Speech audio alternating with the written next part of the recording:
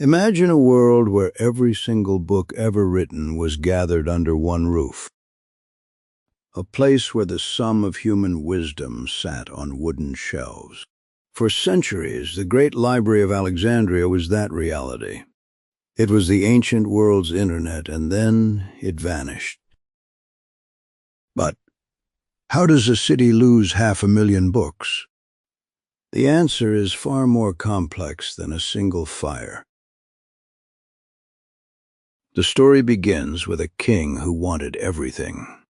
Ptolemy I, one of Alexander the Great's most trusted generals, envisioned a center of learning called the Moution. This wasn't just a quiet reading room. It was a high-stakes intelligence operation for knowledge. According to the chroniclers of the time, every ship that docked in Alexandria was searched by guards. They weren't looking for contraband or gold, they were looking for scrolls. If a traveler carried a book, the authorities confiscated it, copied it, and often kept the original. This aggressive policy transformed the library into a titan of literature, housing between 400,000 and 700,000 papyrus rolls. It was a city within a city, a place where scholars were paid by the crown to do nothing but think, write, and debate. But what did they actually discover behind those marble walls? The Library of Alexandria wasn't just a graveyard for old books. It was a laboratory for the future. Within its halls, Eratosthenes looked at the shadows in a well and calculated the circumference of the Earth with startling accuracy, long before anyone ever dreamed of a satellite. While others stared at the horizon, Aristarchus of Samos walked these corridors and proposed a radical idea that the Earth revolved around the Sun. It was a heliocentric model nearly 2,000 years before Copernicus. These weren't just theories, they were the foundations of modern science.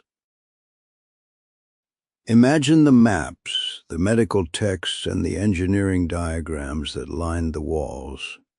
Hundreds of scholars worked in total intellectual freedom, fueled by the massive resources of the Ptolemies. However, this golden age of discovery was resting on a knife's edge. The question is, could such a concentration of knowledge survive the chaos of shifting empires? The popular legend says the library burned in one great tragic fire. But the truth is far more lingering and painful. The decline was a death by 1,000 cuts. The first major blow came in 48 BC when Julius Caesar set fire to his own ships during a siege. The flames spread to the docks and, tragically, to a nearby warehouse containing thousands of scrolls.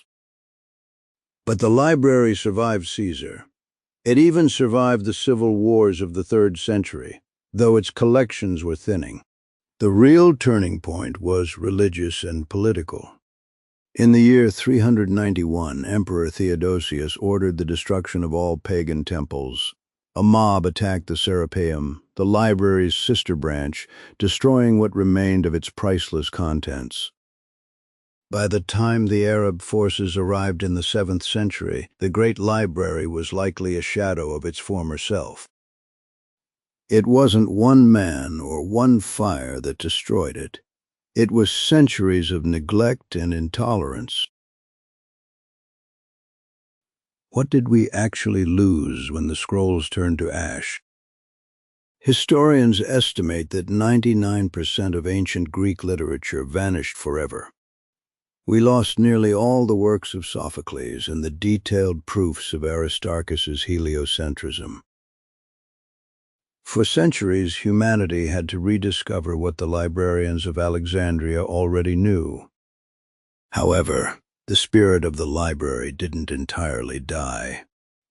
The few scrolls that were smuggled out became the seeds of the Renaissance, preserved by Byzantine and Islamic scholars until the Western world was ready to read them again.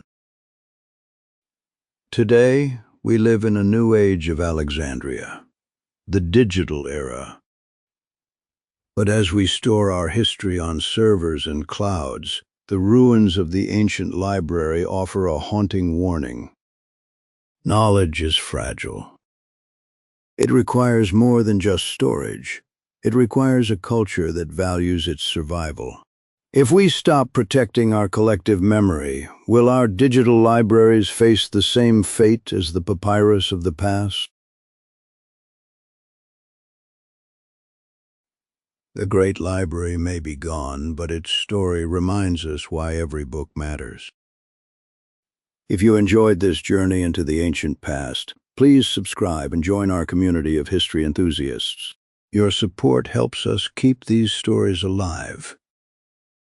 Thank you for watching, and keep exploring the echoes of history.